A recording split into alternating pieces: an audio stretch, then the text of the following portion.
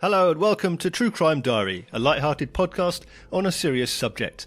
Every 2 weeks we look back through true crime stories to discuss an event that took place on this week in history.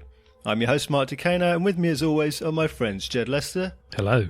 And Rue Turner. Hello.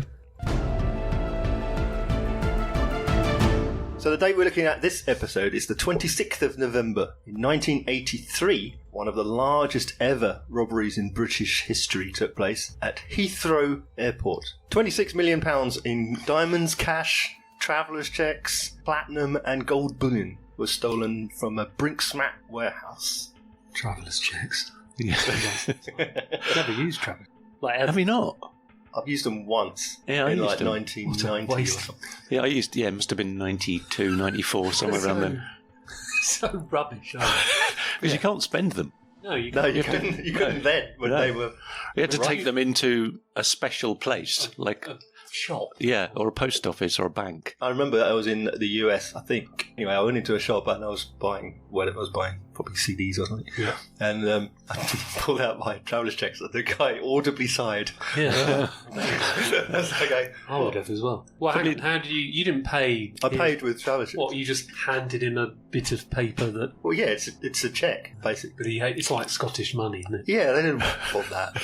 Nobody wanted that. With this particular... Well, actually, before we start, I'm still confused about Brinks-Mat. Is Brinks-Mat the full name of the bank that keeps getting robbed? It's two companies. So not bank. So you remember we talked before about the Yes. Brinks job. Brinks, in the US. exactly. Yeah, So yeah, that's Brinks. Brinks is the money people.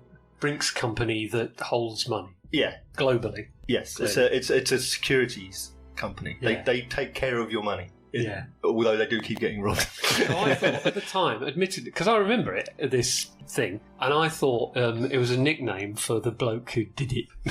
You know, Matthew. Brinks Matthew. Yeah, Brinks-Mat. He's at it right, again. like- So it could have been just as easily Brinks Dave. Yeah, or- basically. Like yeah, Stinky Joe. yeah, that kind of like Brinks Ian. So I not. thought it was a horrible man called Matthew. So what's the Mat bit?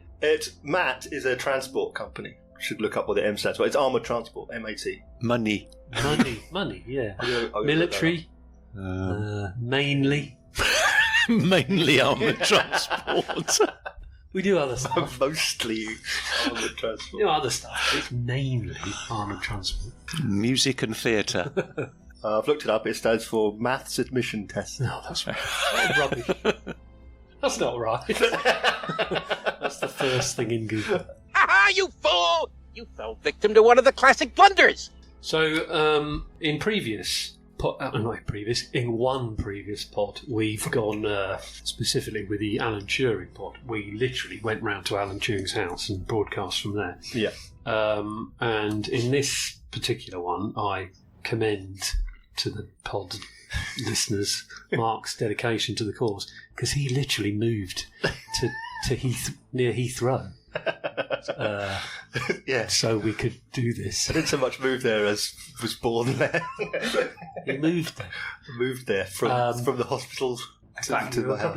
In fact, you were living very near the robbery. Hang on.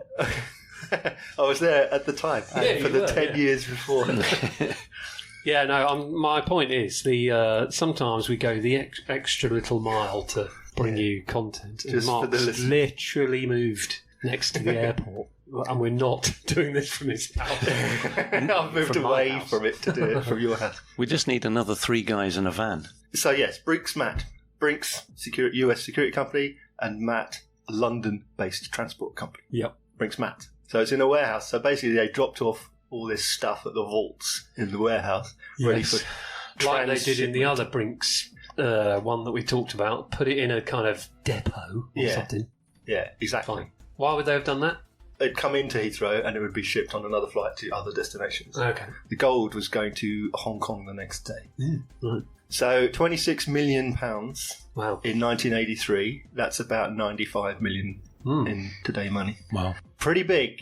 Sure. No small patatas. And it's heavy things as well, isn't it? Yeah. Is it? Yeah. Yeah. Traveller's checks then. Pretty heavy. Especially if you have a big one, it's one piece of paper. That's But true. think about the weight of all those elastic bands. wrapped around. The ball. Paper All clips. of rubber bands. Yeah, that's true. So I can tell you that the travellers' checks were approximately Pointless. pointless at face value, Yep. not necessarily at actual fence value. Yeah. $250,000 of US travellers' checks. Mhm. There were 1,000 carats worth of diamonds. 1,000 carats. In lots of diamonds. In lots of diamonds. Not It wasn't in one 1,000 big carat. When you have to lift it. I That'd know. be as big as your head. Yep. And Some gold. some gold. 3 metric tons of gold. Wow. Look! Gold! Enough for 100 bags! 6,840 bars in 76 boxes. Of your classic Your classic Gold. ingot. bar. Yeah, yeah. And they're about Gold 12 bar. kilos each. Are they? Wow. They're not Yeah. big, are they? They're not that big. Toblerone. The classic. Ironically, Heathrow. Heathrow, where you Heathrow find most shop. of the UK's Toblerones. Only the large. They were trying to steal that, but they got mixed up and stole some gold. I've stolen 3 tons worth of Toblerone. I was medically addicted to Toblerone. Was it like a ram raid thing? No, it was an inside job. Oh, and yes, of course it was. Because how would you know? Yeah. So I would, if it would, say they did like, do you think they like bashed down doors and stuff like that? No, not in this instance. No, What of they course they didn't, because they just because they had an inside job. Yeah. They had a man. Well, I was going to say, Knock, knock, knock. Can we come in? Yeah. evening, Alf. We're here for the morning robbery. Well, I was going to say you drilled or bashed or whatever things. I would time it with the every 90 seconds the big plane lands, because that's what it is at Heathrow. Is that right? Or 60 seconds? Yeah, something I like that. think you can only bash through a door once every minute and a half. Yeah. Because then no one will notice. Just stand there. 6 I remember- blokes in balaclavas. Yeah. Wait. I Hold. remember, right, hang on. No, it's a rubbish small. Yeah. I remember at the cinema watching Heat, the mega action 90s film, and it was so. I was thinking Trocadero or something. It was so loud. There's a massive gun battle that lasts for like 10 minutes. And I honestly, at the time, I remember this would be the perfect time to come in and murder the entire cinema, row by row, because it was so loud, and you just do whatever you want. It's like in chess. First, you strategically position your pieces, then when the timing's right, you strike. Anyway, my point is, my point is the timing, loud noises with another loud noise. But as you say, they probably just walked in. Yeah. Hello.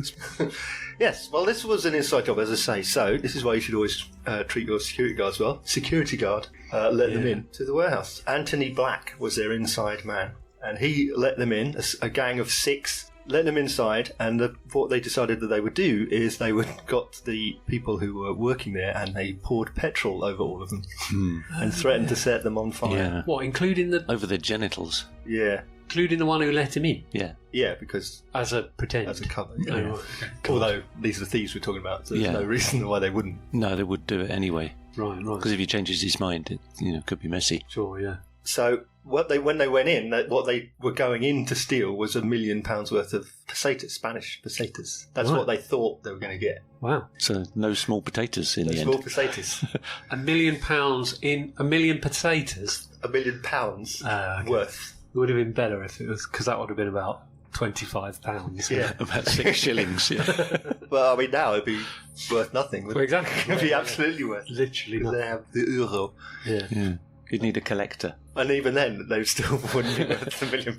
Why did they think that? Why did they think, we're going to get some pesetas, not some gold and diamonds, and Well, the information that they had was that was what was being that was coming in? transferred, Right, yeah, okay. brought in to be shipped out. From Anthony Black. Well, he was a security guard, so he wasn't privy to everything. He just knew that there would be that in there. So when they got in there and forced the employees to open the vault, they found all this Loads gold. of stuff. Yeah, right. The gold wasn't even in the vault. It was in an outer anteroom. So it wasn't even inside. Wow. They just sort of walked past the gold to Yeah. get to the... But they might not have rubbish noticed cupboards. the gold if one of the guards couldn't remember the PIN number to get into the vault. Yeah. So while they're kind of hanging around harassing this guy so that he would remember his PIN number, Yeah. you go, hang on, what's this stuff stacked up here? Yeah. And it What's was this all- shiny yellow metal stacked up at the It side? was all in cardboard boxes. Right. So you would have given it no thought at all. I mean, I Yeah. don't know if it had caution gold bullion written on the side of the boxes, but I mean, literally, it was just a stack of cardboard boxes. Almost hidden in plain sight. Yeah. Obviously, I don't know how it's normally transported, but I wouldn't have guessed in some cardboard boxes. But Yeah. They're shipping the national debt through here in gold bars. so they went, well, hey, Yeah, we'll have this basically. as well. Yeah. I mean, by hook or by crook, this lorry or van they were in must have been properly overloaded because there was 6 blokes and 3 tons of gold. Wow. I had a quick look into that, and a standard like Ford van of the time could take about 3.8 tons. Okay. So it would have been. So the I mean, it would have blokes been a had to walk. heavy load. Yeah, it would have been a heavy load, but it wasn't overloaded. So, but they nicked it, did they, or not? They just Yeah. attempted No, they bundled it in the back of the van Bundled it all and drove the off. way they went. and drove off. Right, okay. All that glitters is gone.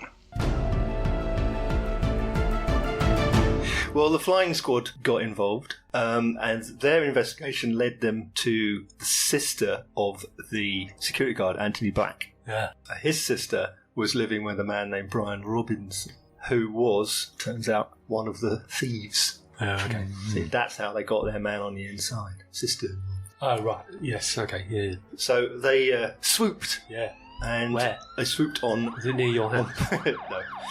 They swooped on Anthony Black Yeah. within a month, Oi!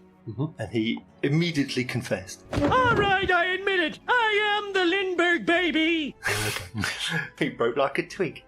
He gave them key impressions, your classic key in a, Oh, right, in a yeah. soap ball He gave that to the robbers. to the robbers. Yeah, Robbers. And he told them all about the Satyrs. security, the security measures that would be in place. Yeah, sure. Basically being him, and identified Brian Robinson, his sister's partner, as being one of the robbers. Basically, he became an informer. He spilled his guts. He not just confessed to being involved; he told them everything, Yeah, sure. as they always. I wonder if that, as usual, therefore got him off. You know how, I'll tell you all about it. Yeah, okay, do that. And we won't charge you with anything. He was arrested and charged, Yeah. Okay. but he was acquitted. Yeah, sure. Because he was... For being so He helpful. squealed. He squealed like a pig. So 10 days later, Brian Robinson and his cohort Mickey McAvoy were arrested for armed robbery. Was it armed robbery? It was armed robbery. Well, yeah. I mean, armed with petrol. Key and matches. robbery. Oh, right, yeah, sorry. Armed with petrol. Yeah. What was McAvoy's nickname? Brinks. Something like Mad Mickey because of his Brinks-Mat. bad temper. The Nutter. Was that his nickname? Yes. Mickey the Nutter. Mickey the Nutter McAvoy. So he passed away this year, 71 when he died. A detective on the case said that McAvoy apparently was cheated out of his share of the spoils by the other villains. 20. How many? 6 of them. Yeah, £26 million. What in total? in total. So he was owed 4.15 million, and they didn't. right? He didn't get it. Is that true? He got nothing. Apparently his estate was like 150 grand when he died, something like that. Not a lot. So he didn't get his spoils. Less expensive. Well, if he did, he didn't spend it on anything worth that he could hang on to. Velvet Elvis. A bit of cigar Indian. Oh yeah, just this is unconnected to anything. I was working last week, and there was a cordoned off area because there'd been a fire recently somewhere, and I needed to go through this cordoned off area. And I there was these like security, or I don't know, people in high vis, not patrolling, just making sure people didn't go into this area. But I was allowed to go through the area, and I approached it, and I said to them, "Can you lift up the hazard tape so I look like a detective?" And he went, "Yeah, all right, yeah." And he lifted it up, and I went I mean, you know, like detectives don't ever lift it up. Yeah. A kind of... Someone will lift the curtain for them. Uniform to do it. But in this case, I asked the man. I said, before I go through, do you mind lifting it so I look like a detective? And he goes, yeah, all right. And I went under. And then when I'd gone under, I looked back at him and said, just give me 24 hours. Cheers. I'm going to get to the truth.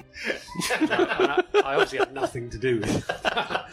And there was no one watching. No, there's no one at all. Purely for your own. Yeah. It's like when it goes dark or lights turn off and I shout my pearls.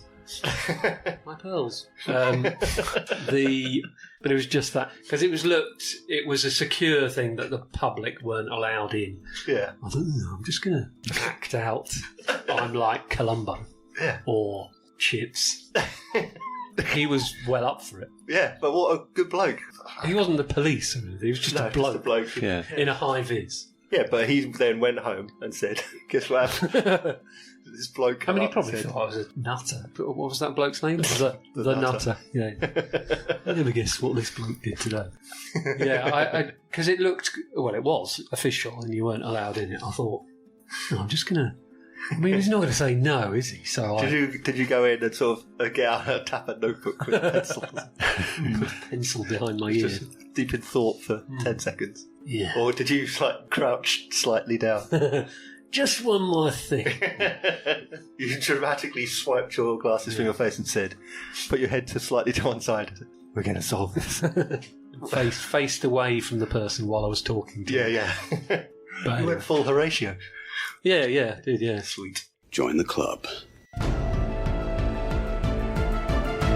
Time passed for the investigation. Yes. It's over a year before the police raid a place in Bath, in Somerset, where they found a furnace for the purpose of smelting gold. Oh, right. Gold, gentlemen, which can be melted down and recast, is virtually untraceable, attracting the biggest and most ingenious criminals. A guy named John Palmer, who was a dealer in gold. He was away on holiday in Tenerife. Partners in his business were arrested. But what's interesting is that a couple who lived nearby, neighbours of that property, had pointed it out to the police 2 days after the robbery and said, yeah, this bloke's got a crucible He's for smelting loads of gold. Isn't gold like one of the highest temperatures in the world? What, melting point? Yeah, it's like ridiculously high. Meaning, the operation is not like a little barbecue. It's it's a proper it's gigantic crucible, like a. And if someone were they jewellery people anyway? Those Bath people. Yeah, he was a jeweller and a bullion dealer, but you don't normally melt all the bullion down. Yeah, why would they be doing that? Trading anyway? because you trade in the bars. Trade in the bars because they would have serial numbers and provenance on them. So that's why so you can track it. You wouldn't if you were melting it all down. So will you melt it into what? You might melt little bits of like rings and necklaces down, but not loads of stuff. Because it take a huge amount of heat, energy to get that. I know. Yeah. Large volume. What's the? It's very, very high. Basically, the heat requirement.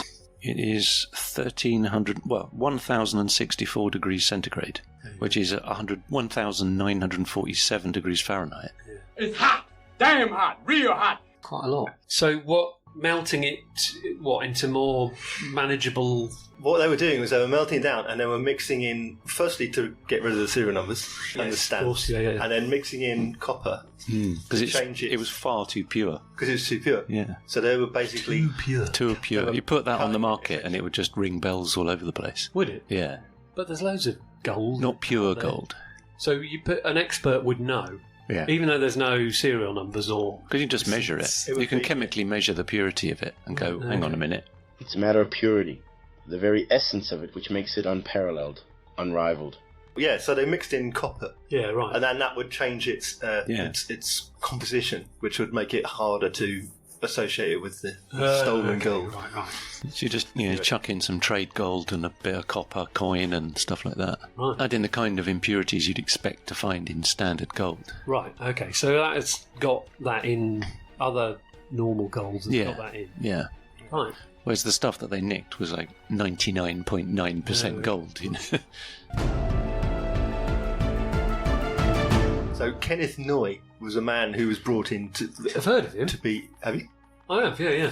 Okay. I'll tell you why I've heard of him. Because not that long ago, he possibly murdered someone on the M25. Absolutely. Correct. He's known as the M25 Killer. He is. It was a road rage. Weirdly, he's not known as... He actually probably is, but he's generally not known as the Brinks-Mat nicker. Well, he was brought in to deal with the gold dispersal.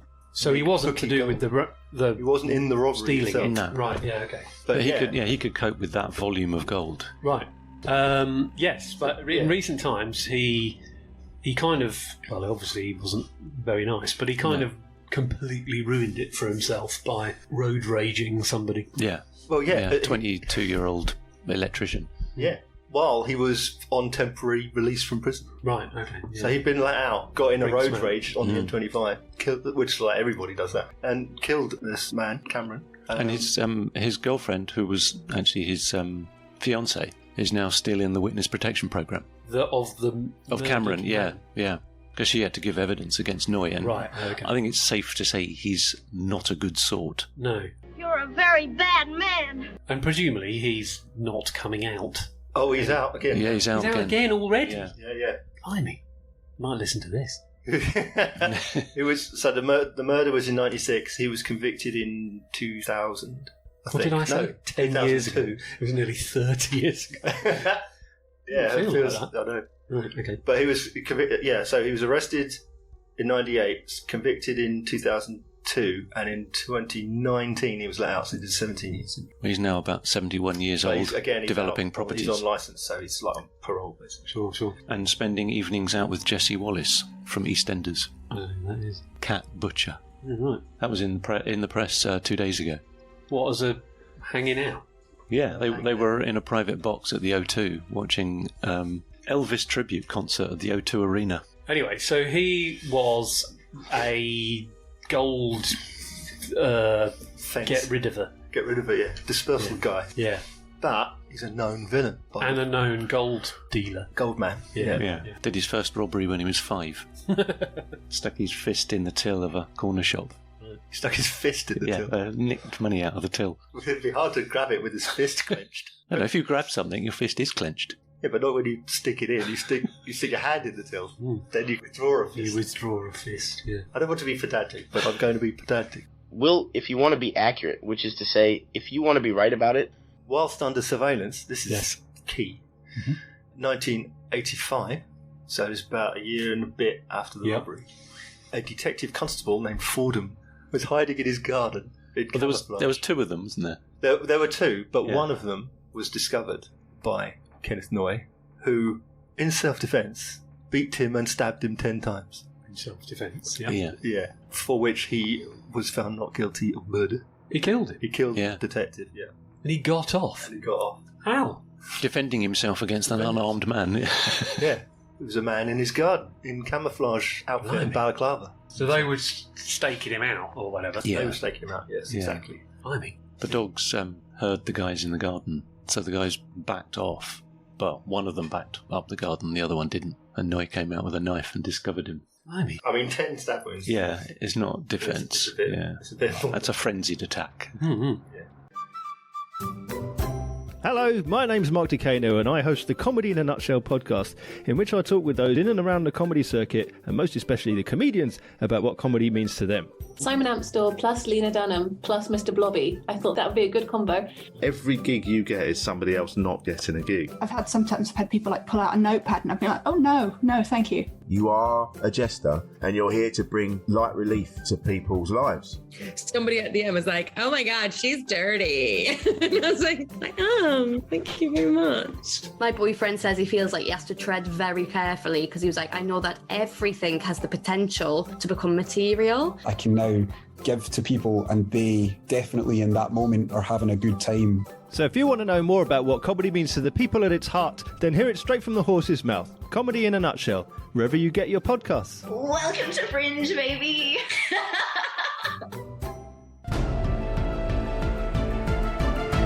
So by 1986, so another year passes. Mm-hmm. The police have decided they finally found a bunch of people that they can gather together and start taking them to trial. So you've got Kenneth Noy, you've got some other people with him all put together for handling gold. You've got Palmer, the guy who had the smelting operation. He was deported from Brazil. He went on trial for conspiracy, but he got off because he basically just said, I didn't know that the gold was nicked. This massive pile of gold was stolen. Oh, right. I didn't know that all these criminals didn't He was just dealing with some gold. He was just melting gold. Yeah, right. And it just kept coming. I had no idea that these nefarious villains. But he got out. Brazil? Anyone? What? You can't arrest me! I've got a doctor's certificate saying prisoners are bad for me! I bet he hung out with Ronnie Biggs. Yeah, probably. Both two miscreants together. Another suspect named Fleming was held. He was kicked out of Spain. He went to Costa Rica, but then the US arrested him and deported him to the UK. He was charged with handling money. Yeah. But his case was thrown out in 25 seconds because of insufficient evidence. Okay. They said it was him. How do you know? Hunch. Case dismissed. Wow. 25 seconds is about as long as it takes for a judge to say it is dismissed. Not guilty, case not proven, court adjourned. McAvoy's wife, Mrs. Nutter, Mrs. Nutter, was arrested for conspiracy to handle stolen goods. Mm-hmm. They just arrested everyone even remotely connected to it and threw conspiracy and handling and possession charges at them. I would imagine that's a normal thing to do. Most of them got off because there was they were literally just arresting everybody and there was no evidence. Maybe they hope that, like, if you keep arresting people associated with it, someone might know something, and they might let that information go in the hope that they'll, And the other side of it, of course, is, as we know, when in theft cases, not only are you being arrested and charged with the theft, but you're also required to repay all the value. So even though there was some people like Mrs. the Nutter McAvoy, although there was no verdict in her case, the authorities still seized her house. It was bought for her by her husband. Exactly. Or ex-husband. In early 1984. In gold. Paid in gold. Anthony Black, the security guard, he was sentenced to 6 years for robbery. Nutter McAvoy and Brian Robinson got 25 years each for armed robbery. They were both released in 2000. So they got out after 15 years or something? Yep. Kenneth Noy and some of his confederates were charged and found guilty of conspiracy in the handling the stolen property. Noy was fined £500,000 and $200,000 in costs and sentenced to 14 years. And he was ordered to make a payment of £27.5 million. Yeah. Right. In repayment. So that's fine and costs and repayment. Wow. And 14 years in prison. He served 7. So he got out in 1994. Then went back. Yeah, 7 years for the biggest robbery we'd ever had. No. Yeah. Worth every penny. And presumably hasn't repaid it. No. There were still people being tried up until 1992. That's how long it took for people being arrested and being charged. And the last people, Parry, Perry, Clark and Savage, were jailed for 10, 9, 6 and 5 years. Although one of them, Perry, was shot not long after getting out of prison as part of the curse, which I'll come back to in a second. So the gold. Half of the gold has never been recovered. So again, got 1.5 tons back. Got 1.5 tons and 1.5 tons missing. Where the hell's that gold? In 1996, it was suggested that the likelihood is that the remaining missing gold was back on the market. Yeah, chopped into mixed and whatever. Yeah.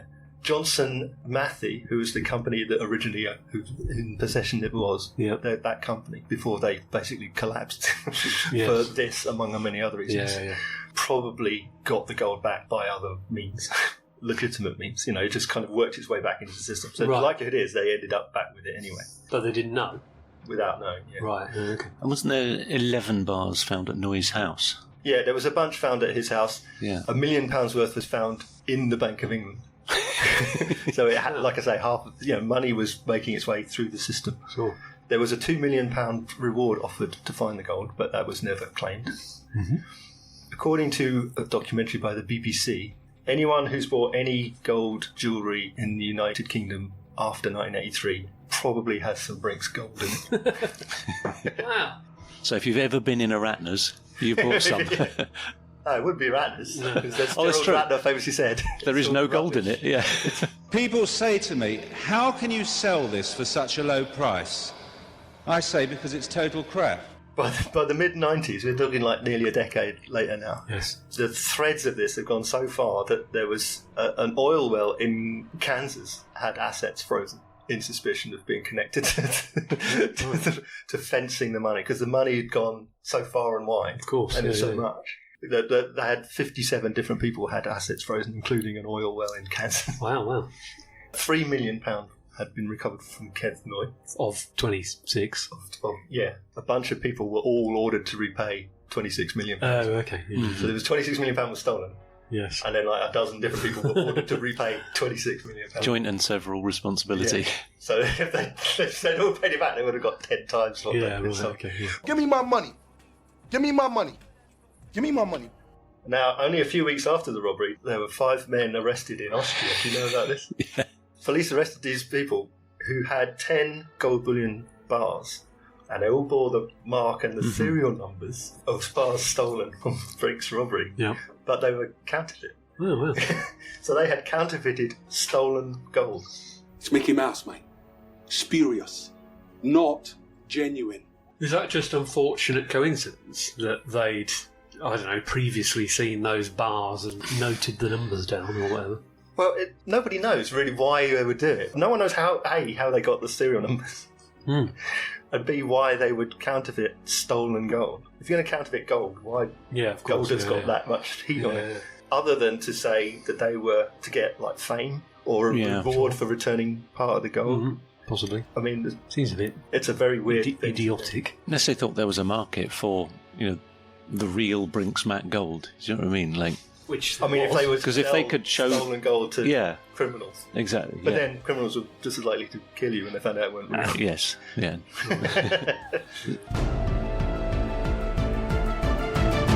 There's a bloke who used to work who was those old school announcers, at balls and big gala events.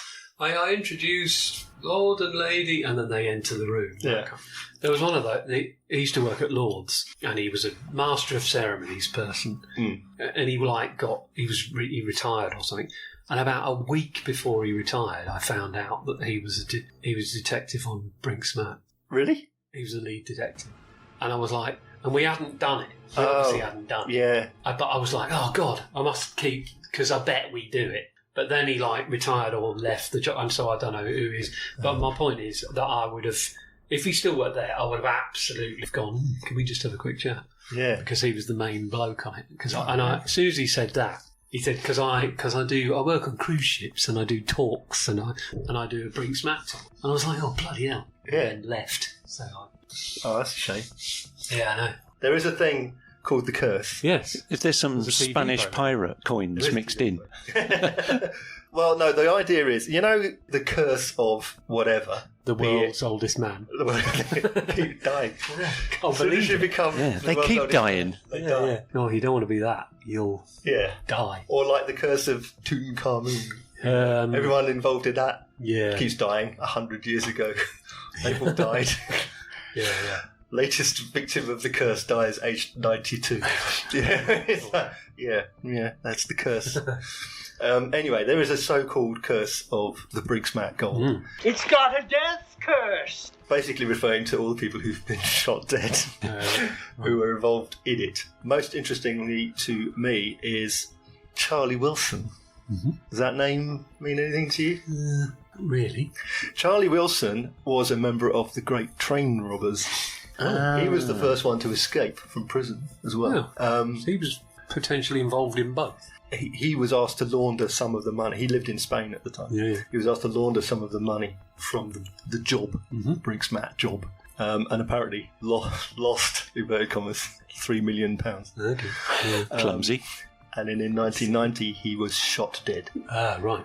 Whether that has any relation, we don't know, because obviously he's a criminal, so they could be shot dead by any number of people for any reason. Yeah. But the curse struck Charlie Wilson. Yes. Because of his sort of sideways in with connection. Loads It's a horrible thing, isn't it? Yeah. Nick Whiting, who was a friend of Kenneth Noy, he was questioned about the laundering. Also in 1990, he was found murdered. And a whole bunch of other people from financiers, money launderers. So quite a lot of people. Yeah. Weirdly found shot dead. Including Palmer, also known as Goldfinger. The smelter. John Goldfinger Palmer. Greasy Palmer. He was shot dead in 2015. Wow. So it's still going on. Well, if you mean criminals are still being killed, yes. That's good. That's a lesson there, kids. Kenny Noy still alive. Kenny Noy still alive. Yeah. Although he did kill at least 2 people. His spirit wanders in purgatory, unable to rest for the villainy he put upon the earth. When Noy was in prison, he met up with what was the UK's largest cocaine trafficker, who was also in prison doing time for that, Stephen Mee. And as with drug dealing, I suppose it's a selfish act. It's all me. Anyway, Stephen Mee did his bachelor's art degree whilst in prison and went on to produce a series of paintings, one of which is of Kenneth Noy, sat atop a pile of gold bars with a smelting happening in the background and an aircraft taking off from Heathrow in the background. Bit on the nose then. A little bit, yeah. Kenneth Noy was there, I think, at the opening of one of Mee's exhibitions. So he drew, because he had a captive audience of people to draw. Yeah. And then produced. Has done a series of various crimes and crimes and famous people. What he has in access to certain people, he is balanced out with his lack of talent. Oh, right. So you don't think... I haven't seen it. Do you think it's rubbish? Bearing in mind they're both out... on bail. It's magnificent work. They're at large. I've just seen it. It's outstanding. They're at large. Yeah. Is it? I don't know. Confidence brushwork. As Kenny Noy describes it, I've come here and the pictures are amazing. I didn't know you were so into art. Okay, brilliant. So, pop cult, 1992, there was a movie called Fool's Gold. Sean Bean, he played the Nutter Macabre. As you quite rightly pointed out, there is a TV show called The Curse. There was, yeah. Have you seen it? It's kind of comedic, comedy drama. It's brilliant. Big Tom Davis, great comedian, yes. He's in it. And it's basically about the theft of gold in the 80s. Well, it's the factual story, but... Well, is it all fact? I mean, it's quite funny, though, isn't it? It's not... It's loosely inspired. Right, okay. Right. So, no, it's not factual at all. No, They thought, that sounds like... Yeah, sure. Bunch of criminals, steal a load of gold, go off to Spain. That makes sense. Yeah, sure. I mean, that could be inspired by any number of things, but this is the gold one. And, I mean, it's absolutely brilliant. It's 2 series, I think. But it's brilliant. I've not seen that one. It's basically the people who... I don't know whether they wrote it, but people who did People Just Do Nothing. Oh, right, okay. Council estate thing. They're all in it. Okay. Must admit, I can't remember if they wrote it. They might. I think they might have. They wrote it. They wrote it. Right, there you go. So all of those people... Chabuddy G. And... Yeah, I'm not sure he's in it. He's not in it, no. Okay. But the others, Alan Mustafa and Hugo Chegwin and Steve... somebody. I could see Chabuddy being a gold dealer. Yeah, you're right, actually. Yeah. It's good casting. It's really, the first series is all about the gold, and the second series is about drugs. It's a different subject. Yeah, because they get in an ill-advised deal with Escobar. Paul Escobar. Anyway, so that's a recent one, but presumably there's been loads of actual older... Well, there's a more recent one as well. More recent. Right, the BBC series, The Gold. The Gold. With, The Gold? Hugh Bonneville. And Dominic Cooper. That was filmed here. What? In your house? There. Literally there. In the street? Yeah. They used the police station there. Oh, right, okay. As a set. And it was as a film set. And they used my street as the filming bit. Wow. And it was literally directly opposite And we were looking out the window from the top window, going, "What's going on?" And they'd replaced all the cars. They'd moved all the cars and replaced them with 1980s cars, Cortinas and Capris. Exactly that. Yeah, and they'd replaced, because I was like, I think you better, because I'm continuity expert. Yeah, I think those street lights are old, new. So they might have. They might have done that. They would have just yellowed them out. Yeah, yellow. Make them look old. Is that a verb? Oh, it is now. Okay. I mean, basically, presumably this road hasn't changed. Well, it hasn't. Changed probably a lot longer than 1983. The 80s. They used a disused police station next door as a film set. So we started at my house. Yeah. We ended at your house. I didn't know that was. As soon as you said it, I thought, oh, it's about I didn't know it was about Brinks-Mat, but I knew that the gold was a thingy. Well, it's a small world after all. What was that movie about a middle-aged woman who ran off to Spain? Shirley Valentine. Yeah, that was filmed in my street. Oh, right. Yeah. Rue's feeling left out. Oh, right. What happened? I remember cycling home from work one day, and I came into the end of the road, and it was a hot sunny day, and the entire, when I hit the road, it was absolutely drenched in rain. Right. All the gardens, the houses, the roofs of the houses, the street, it was all wet. Fake rain. But it was hot, and it'd been hot all day. And then I enter the street, and it's full of rain. I think, we must have had one of those funny things where, it rains in the back garden and not in the front garden. Sure, yeah. Yep. And you get halfway up the street, and then suddenly it's dry. But it was soaking wet for about 100 metres. Yeah, sure. And then when I got home, I looked out the window and you could see a massive film set in the middle of the rainy area. Wow. And that was Shirley Valentine's house. Near your... Yeah, not the inside, just the outside. The inside was somewhere totally different. Yeah. Cool. But there's no gold. Like an episode of Minder filmed down the road from my house. That's a bit closer to the criminal world. Well, that was probably about that era. It was probably around the same time. Yeah. Actually, it would have been about 88, I think, a bit later. I was walking to work. Yep. And see other I saw Dennis Waterman and Rula Netska. Nice. Waved at them and they waved back. And then they waved back? Yeah. Well, they were just standing around between shots. Right. Hi, Mark. Hi, Mark. That was Rula Netska. Yeah. And they were filming literally an exterior shot at a house. They wanted a house on the Heathrow flight path. Yeah. So they were just filming outside so that they could fly. They would wait, a plane would go over, and George Cole would go, ooh. Anyway, because it was scared and funny because the planes were low. Yeah, right. There you go. There's a bus stop there. Yes. Right there. What's it called? Fleabag. Oh yeah. Oh right. Andrew Scott was pacing up and down in front of my house, learning his lines, talking to himself, learning his lines. Yeah. And my friend Chris is his cousin. And I was, but we were too scared to go and kind of interrupt because he was kind of debating, gesticulating to himself and learning his lines. Mm-hmm. But I phoned my mate Chris saying, Andrew's walking in front of my house. He's like, oh, go and I was like, oh, I'm scared because he was in the moment basically. Mm-hmm. So I left him to it basically. But he paced up and down in his vicar outfit, obviously. Paced up and down the house. Maybe that's why you were frightened of him, because he was dressed as a vicar. You're thinking of Catholic priests. That's all for this time. If you want to know more about what we've talked about on this episode, then just Google it or something. You can listen to all of our previous episodes on our website. That's www.truecrimediary.co.uk. Please remember to leave a review on your podcast provider if you can, or you can email us. That's stuff@truecrimediary.co.uk.